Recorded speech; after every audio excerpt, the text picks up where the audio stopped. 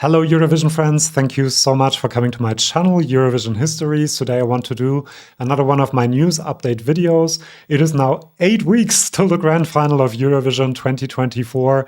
Can you believe it? I still remember when I said in these videos that it's 42 weeks and 36 weeks and whatever.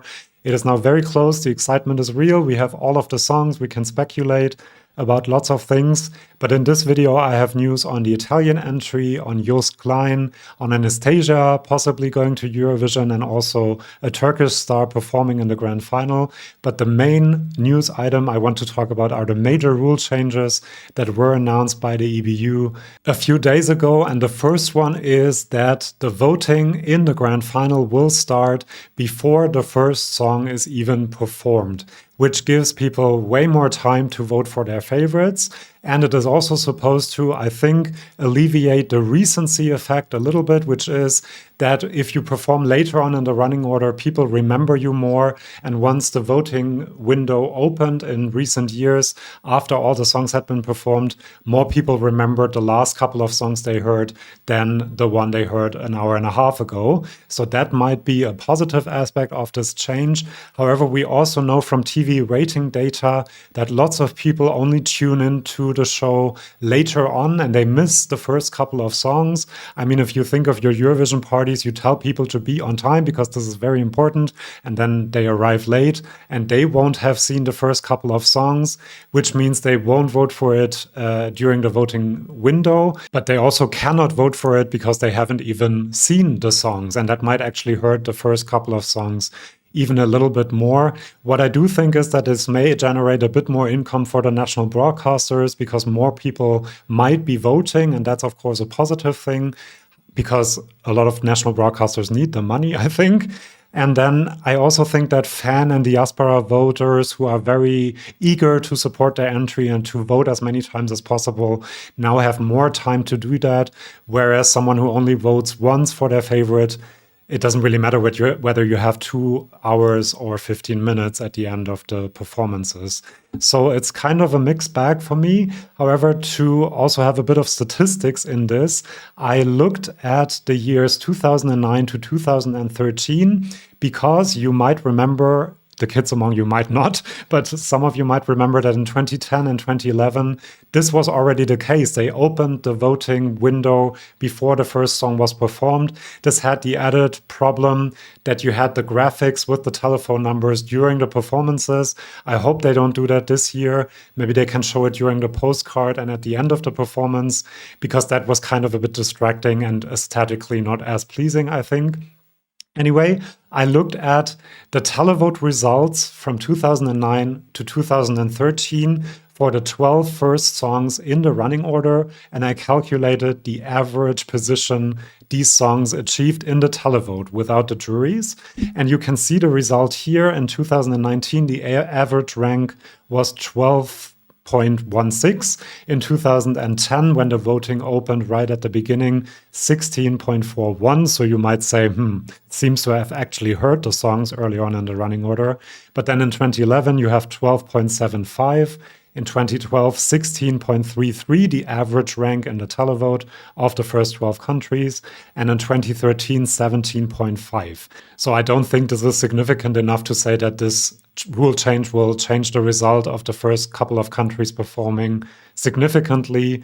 And so the main aspect that this might change is that the national broadcasters might make a bit more from the voting, and that's mostly positive. Another aspect, rule change that they announced is that the rest of the world vote, which was announced last year and introduced last year, will also stay, but they will also have much more time to vote for their favorites. Right after the jury final ends on Friday night, this voting window will be open. They said it's so people don't have to set an alarm clock to watch and vote for their favorite. But I think if you're a fan who pays money to vote for their favorite, you will set the alarm clock anyway. But anyway, this also gives more time to people to vote for their favorites and might generate more income for the EBU. I think that's the main reason why they're doing this. But again, fan and diaspora votes and the rest of the world vote might also have a bigger influence because they just have more time to spend their money in a way. We already know which position Sweden will perform in the final. The host country always draws their running order position a bit earlier than all the other countries. And they drew first in the running order, which is not a great position to have. And there were conspiracy theories that they changed the rules after Sweden had drawn first. But that's not true because the rule changes were announced a few hours before the draw happened. But still, it's not the greatest position for Marquez and Martinez to be in. The other big change that was announced, and this is one of the reasons why they can open the voting at the beginning of the final, because people will have seen all of the songs, or at least will have had the possibility to have seen all of the songs performed live, because the Big Five and the host country, the automatic qualifiers, will also perform the entire song and showcase the entire performance during the semifinals. So Germany, Sweden, and the UK will perform in semifinal 1, and Italy, France, and Spain will perform in semifinal 2.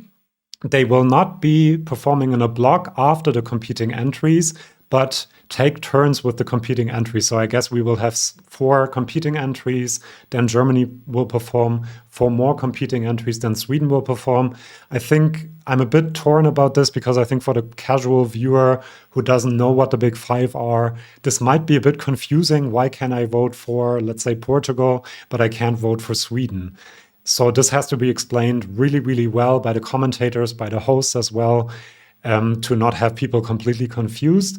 The main reason why they're doing this is to make things fairer, to give the Big Five the same rehearsal time. They will now have the same amount of rehearsals.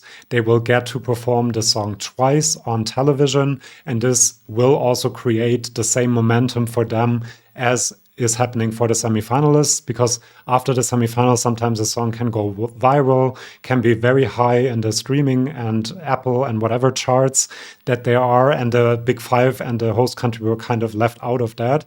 Now this is also possible for them because people will be able to see them during the semifinals. But my question is it really fair? Because they are automatically in the final. They don't have to qualify, but they still get all of the perks that the semifinalists also get. I have done a video last year about how the Big Five is necessary for Eurovision, so I wouldn't get rid of them. But this is not 100% fair, even to me, and I'm from a Big Five country.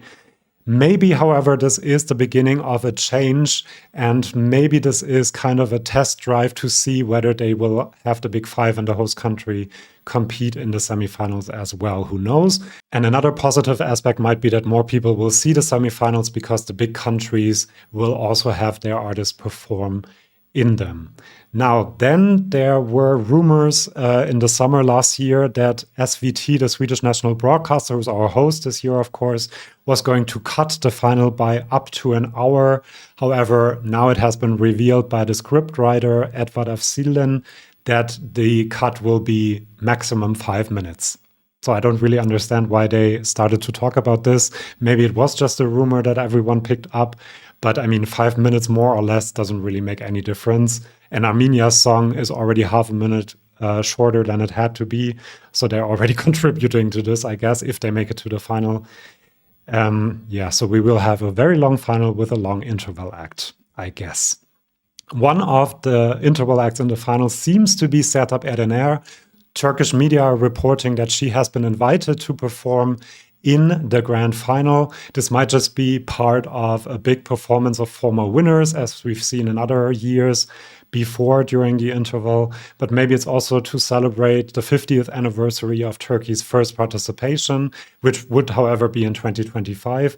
Or maybe it's part of a bigger announcement that Turkey might be returning to the Eurovision Song Contest. We shall see what happens. But this is an interesting tidbit, I think, to mention. Then La Noia, the Italian entry, will stay in Italiano. And I have to say, grazie, Angelina, for deciding that. I mean, it's a song with a lot of words in a very short amount of time. And I think it's already hard to do that in your native language. To do it in English might have been really, really hard. And I just think that it's not necessary. The song is perfect as it is. And so I'm happy they leave it in Italian. They are also going to cut a little bit because the song was a bit too long. But what they cut was in the second chorus 2 times the repetition La Noia, which is repeated a lot in the song anyway. So I don't think that will make a big difference in the end. Then I want to talk about Joost Klein crushing it on the charts. He's #1 in the Netherlands. He's #1 in Flanders, the Flemish-speaking part of Belgium. And he is doing amazingly well in streams. He has had 6.2 million streams of this song in his first week. He's charting in the Spotify charts in Germany, in Austria, and Iceland, and doing amazingly well, especially in the Baltics, in Estonia and Latvia. So it seems like this song is way more popular than I, for example, could have ever imagined. And maybe it's actually a dark horse for winning Eurovision, or at least a televote, because I'm not quite sure how the juries will react to this song. Slimane and Angelina Mango from France and Italy still have higher streaming numbers, but Slimane's song has been out for months, and Angelina had the added bonus of being the Sanremo winner, and usually the Italian entries have very high streaming numbers. Mon Amour by Slimane, by the way, has also been certified gold in France, so congratulations to him for that achievement. Then this is more from the rumor mill. Anastacia, the big star from the US, has said to The Sun in Britain that she doesn't exclude going to Eurovision at some point. She said she's always ready to write good songs and she knows she can sing live. And she has just recently released an album called Our Songs, which are cover versions in English of very famous German classic pop songs. And she's very, popular in Germany. I think it's the main country where she is successful, or the most successful at least. And so a little part of me thinks that maybe at some point Germany might send Anastacia to Eurovision, and maybe then we won't come last again and again and again. But, rumor mill. Then I have a web tip for you, like in all of my news videos. This time I want to recommend ESC Tom. I guess a lot of you already know him anyway. He's a YouTuber from Ireland. If you like my videos, I think you will love his as well. Lots of analysis, statistics, deep dives. And we also share the experience of being big Eurovision fans from countries that don't really know how to choose a good song most of the time, because he's from Ireland, I'm from Germany. And so I really recommend checking out his channel. Do that and you will like it, I think. And then I wanted to talk about the odds. So let's switch to the other screen. So these odds are from the great website Eurovisionworld.com. Check it out if you haven't been there. As you can see, where people have the least belief in that they can win Eurovision are San Marino, Moldova, Czechia, Luxembourg, Malta, Germany, Latvia, and Portugal. And then when we go up, we see that Iceland is an interesting case, because Iceland was third in the odds when people thought Bashar was going to win. And now with Hera Björk, it has gone down to 19th place. I think the money that was put into Iceland when they thought that Bashar was going to win is still in there. And so it's higher than it would otherwise be. Maybe someone who knows more about this could explain this to us. But I think that is what is happening. We can also see that Finland is now in 18th position. They used to be in the top 10. And I always said, do people not realize that there are juries who will not vote for this song? And so I think 18th is a better reflection of where this will be. I mean, these are odds for winning, and I don't think this song can win because of the juries. Same thing for Ireland. Bambi Thug was in the top 10, now in 16th place. And again, I don't think this is a song that many juries will vote for.